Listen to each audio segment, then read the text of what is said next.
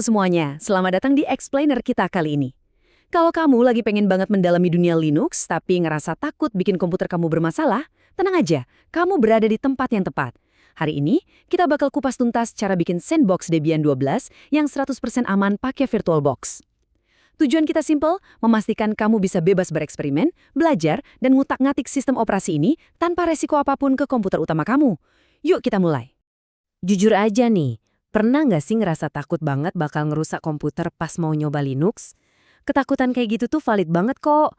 Banyak pemula yang parno bakal nggak sengaja ngapus Windows mereka atau ngilangin data penting. Nah, disinilah letak keajaiban virtual machine atau mesin virtual. Anggap aja ini tuh kayak komputer di dalam komputer. Ini adalah lingkungan yang benar-benar terisolasi. Apapun yang meledak atau error di dalam sandbox ini, ya bakal tetap di situ. Komputer utama kamu bakal tetap aman dan nggak tersentuh sama sekali. Oke, biar nggak pusing, mari kita bagi perjalanan ini jadi 5 langkah utama.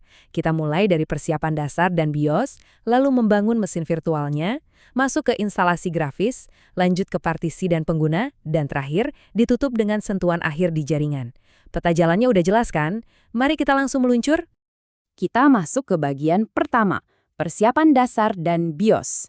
Percaya atau enggak, ini adalah langkah prasyarat yang super penting, tapi malah paling sering banget dilewatin sama orang sebelum mereka buru-buru buka aplikasi VirtualBox.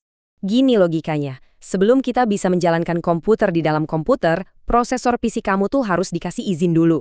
Fitur perangkat keras ini namanya Virtualization Technology, sering disebut VTX kalau kamu pakai Intel, atau AMD-V buat pengguna AMD. Fitur inilah yang ngebiarin prosesor menjalankan beberapa sistem operasi barengan secara terisolasi.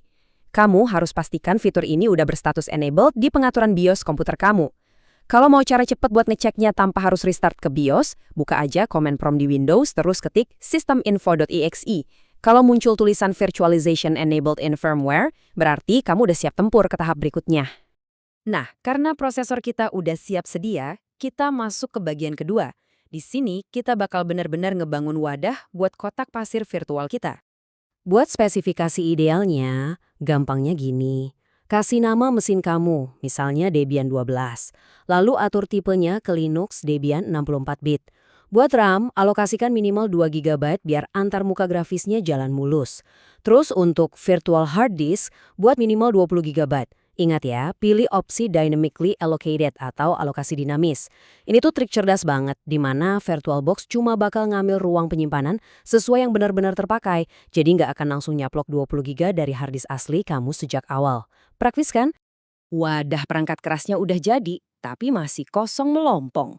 Ibarat ngerakit komputer baru di dunia nyata, kita harus masukin CD instalasinya dong.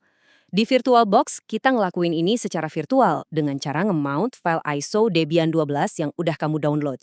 Caranya gampang, buka settings, masuk ke tab storage, klik icon CD yang tulisannya empty, terus pilih file .iso Debian kamu. Anggap aja kamu lagi beneran masukin kepingan DVD ke dalam komputer.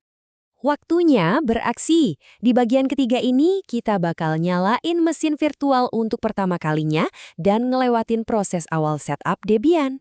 Pas mesinnya baru nyala, kamu bakal langsung disambut sama menu pilihan. Langsung aja pilih Graphical Install. Kenapa? Jujur aja, instalasi teks standar tuh emang bikin kita ngerasa kayak hacker di film fiksi ilmiah yang ngetik di layar hitam putih. Tapi buat pemula, wah, Graphical Install ini bener-bener bakal menyelamatkan kewarasan kamu. Mode ini ngasih tampilan antar muka yang ramah banget. Lengkap dengan dukungan mouse, jadi prosesnya kerasa jauh lebih santai. Lanjut ke pengaturan lokalisasi. Biar gampang ke depannya, terutama kalau butuh googling solusi atau tutorial, pilih aja bahasa Inggris. Tapi buat lokasi, pastikan kamu pilih Indonesia. Ini trik simple biar nanti sistem bisa nyesuaiin zona waktu kamu secara otomatis. Untuk konfigurasi format dan keyboard, pakai standar Amerika atau United States aja, karena mayoritas papan ketik kita emang pakai format itu. Kita melangkah ke bagian keempat, di mana kita mulai ngatur konfigurasi intinya. Termasuk bagian yang paling sering bikin pemula deg-degan, partisi disk. Sebelum kita bahas partisi, sistem bakal minta kamu bikin akun pengguna. Kamu bakal bikin kata sandi untuk root. Nah, jadi poin yang benar-benar krusial di sini adalah tolong banget catat password ini di kertas fisik. Root itu ibarat akun dewa di Linux yang punya akses mutlak ke seluruh sistem. Kalau kamu sampai lupa passwordnya, wah siap-siap pusing deh. Setelah itu, tinggal masukin nama lengkap, bikin username tanpa spasi, dan bikin password buat pengguna biasa. Intinya, kamu bakal punya 2 kunci. Satu buat nongkrong sehari-hari, dan satu kunci master, root. Nah, ini dia partisi disk. Ngeliat kata partisi atau format pas lagi install OS itu sering banget bikin telapak tangan keringat dingin. Takut banget salah klik terus hard drive utama malah kehapus kan? Tapi ingat, tarik nafas dulu. Kamu ini 100% aman terlindungi di dalam Sandbox VirtualBox. Hard disk yang mau kamu format ini cuma sekedar file virtual berukuran 20 GB yang kita bikin tadi. OS utama kamu nggak bakal kenapa-napa. Satu hal yang paling menarik di tahap ini, kamu punya satu jalan pintas rahasia. Aturan emas buat pemula. Pilih aja opsi Guided Use Entire Disk, terus di layar selanjutnya pilih All Files in One Partition. Ini bener-bener cara paling anti peluru. Biarin aja sistem Debian yang mikir keras dan ngebagi partisi root sama swap secara otomatis. Tinggal konfirmasi finish partitioning, pilih yes, dan beres deh. Sistem dasarnya udah berhasil dipasang. Sekarang, yuk kita kebut ke bagian kelima. Sentuhan akhir dan jaringan, biar sistem kamu punya tampilan visual dan bisa connect ke internet. Setelah milih mirror jaringan lokal buat mempercepat update, kamu bakal masuk ke bagian software selection. Perhatikan baik-baik ya, ini super penting. Pastikan kotak Debian Desktop Environment tercentang. Kalau kamu lupa nyentang opsi ini, pas komputer nyala lagi nanti, kamu cuma bakal ngelihat layar hitam terminal yang kosong melompong tanpa grafis sama sekali. Pastikan juga opsi standar System Utilities udah ikut kecentang. Mendekati garis akhir, bakal muncul prompt buat nginstal grup bootloader. Jangan pernah pilih no di sini ya. Grup ini perangkat lunak krusial banget. Dia yang jadi jembatan penghubung antara perangkat keras sama sistem operasinya. Kalau nggak diinstal, mesin virtual kamu bakal kebingungan gimana caranya booting ke Debian. Jadi pilih yes, arahkan ke drive utama kamu, dan biarkan prosesnya selesai. Habis itu, mesin akan merestart dirinya sendiri menuju desktop Linux kamu yang baru. Instalasi selesai. Tapi, biar pengalaman belajarnya makin seru, mesin virtual kamu perlu koneksi internet yang lancar. Matikan dulu mesinnya sebentar, masuk ke Network Settings di VirtualBox, lalu ubah opsi koneksinya menjadi Bridged Adapter. Mode ini pinter banget, karena dia bikin mesin virtual kamu bisa numpang lewat jaringan komputer asli dan langsung minta alamat IP dari router fisik kamu.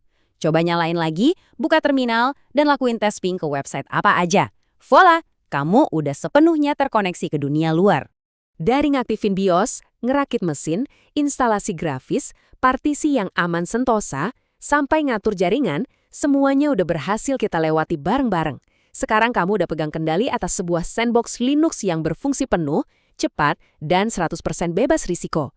Jadi, pertanyaan buat kamu, setelah pondasi ini terbangun kokoh, server, website, atau aplikasi keren apa nih yang bakal kamu bikin selanjutnya? Terus bereksplorasi dan nikmati petualangan IT kamu ya. Sampai jumpa di explainer berikutnya.